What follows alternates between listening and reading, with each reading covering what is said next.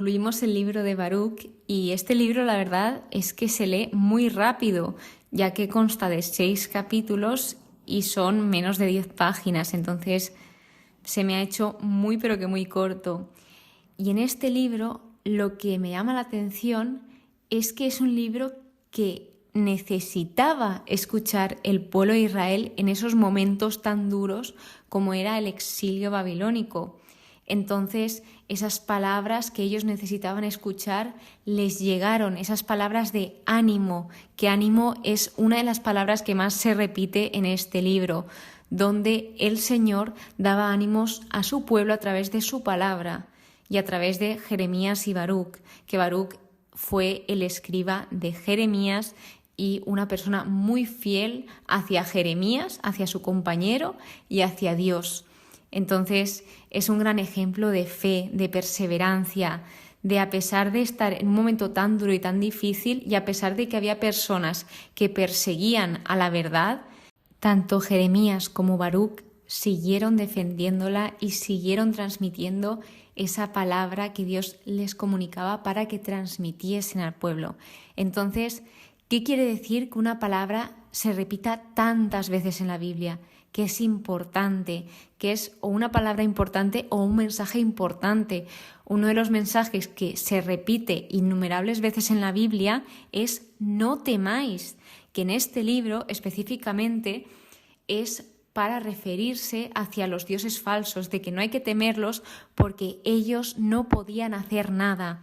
Se explica qué son estos dioses falsos y qué hacen, que es nada, porque se refieren a las estatuas que por mucho que las adorasen y que las alabasen, no iban a poder ser útiles para ellos, que era más útil una sartén, imaginaos, que un ídolo falso, ya que la sartén te sirve para hacerte la comida, pero un ídolo no te servía para nada. Entonces muestra ese contraste entre lo que es verdad y lo que no es verdad, además de que muestra esos caminos por los que podemos ir, te muestra pues el camino de la vida y el camino de la muerte.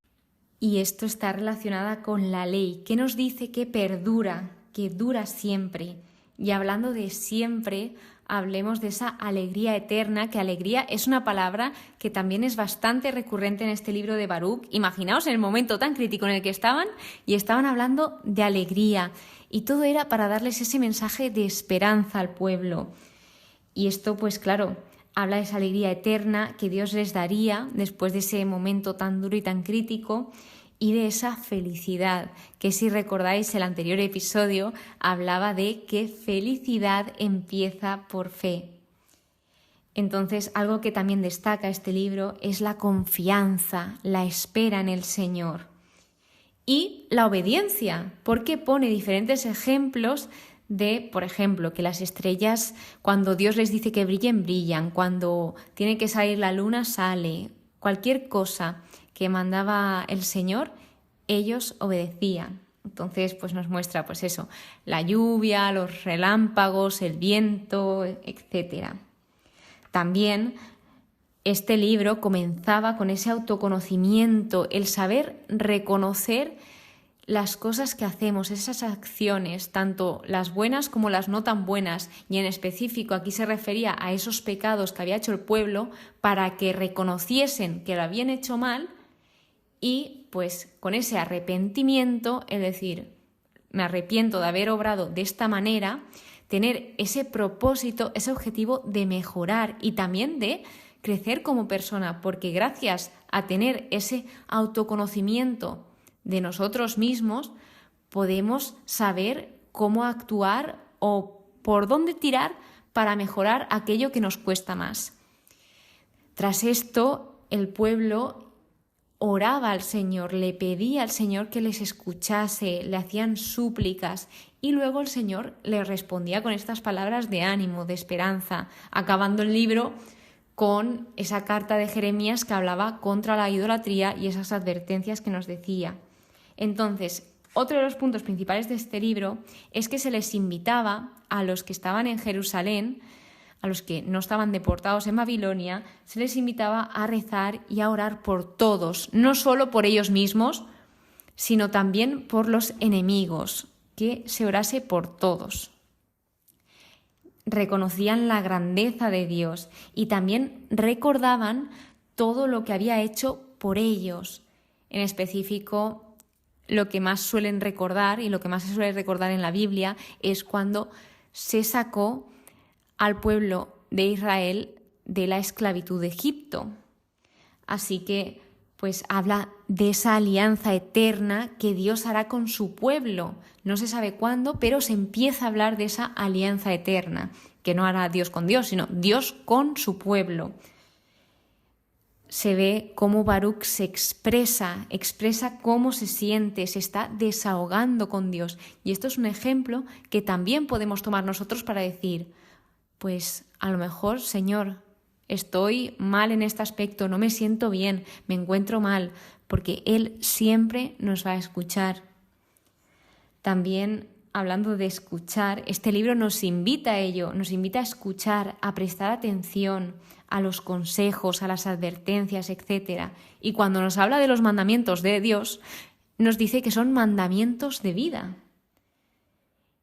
También destaca la importancia de la prudencia, de la sensatez y de que el juicio llega a todos, no simplemente iba a llegar al pueblo de Israel. Por eso, a pesar de que los otros pueblos llegaron a burlarse, también a ellos les llegó ese juicio, no simplemente por burlarse, sino porque las otras naciones estaban obrando mal y pues seguían haciendo cosas detestables, cosas horrorosas. Entonces Dios es justo, que es la idea principal de este libro, y nos lo dice literalmente: el Señor es justo, y reconocen que Él tiene razón en todas las cosas que hace. Entonces, defendiendo esa justicia, se sabe que tarde o temprano el Señor la hará con quien la tenga que hacer. ¿Cómo es entonces el carácter de Dios o lo que se puede observar en este libro? Lo que he extraído, en mi caso, ha sido que Dios es justo, grande, hacedor, creador, fiel, es fiel a su palabra, absolutamente todo lo que dice, y el pueblo de Israel daba fe de ello, se estaban dando cuenta de que el Señor había cumplido con todo y de que ellos habían fallado, que es lo típico que nos pasa, que pensamos que es Dios quien nos decepciona, quien nos falla, pero los primeros en fallar somos nosotros. Él nunca nos falla, Él siempre es fiel y se mantiene firme en sus promesas. Dios es misericordioso. Él es atento, nos escucha, es sabio, es único, no se puede comparar con, por ejemplo, como trataba este libro, con los ídolos, porque el Señor sí que nos escucha, sí que está con nosotros, a Él sí que le importamos, y por eso también nos dice que Dios es salvador, libertador. Él lo que quiere es que seamos libres. De ahí esa alegría eterna que Él quiere que tengamos, que estemos bien, que estemos plenos. Él es protector, Él es guía y Él es eterno. Las palabras con las que más se relaciona el Señor en este libro son equidad, justicia y misericordia, que también derecho es una palabra que se relaciona con Dios en estos libros.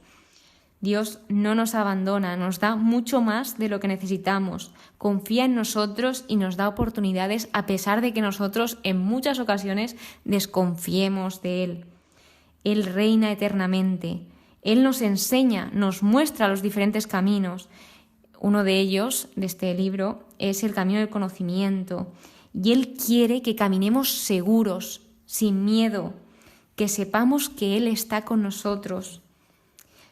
En Baruch se le llama Salvador, el que todo lo sabe, el Señor nuestro Dios, Señor, Dios de Israel, Señor Todopoderoso, Dios de Israel.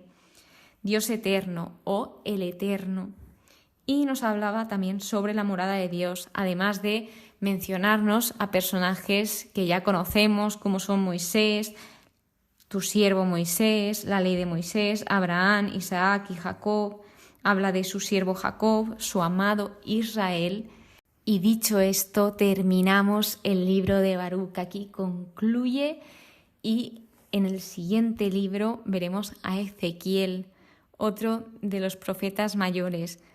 Ha sido pues un libro muy rápido, me hace mucha ilusión seguir continuando este estudio bíblico y vamos para allá, vamos a por más. Muchísimas gracias por estar aquí, muchísimas gracias por escucharme, espero que pases muy buen día y que Dios te bendiga.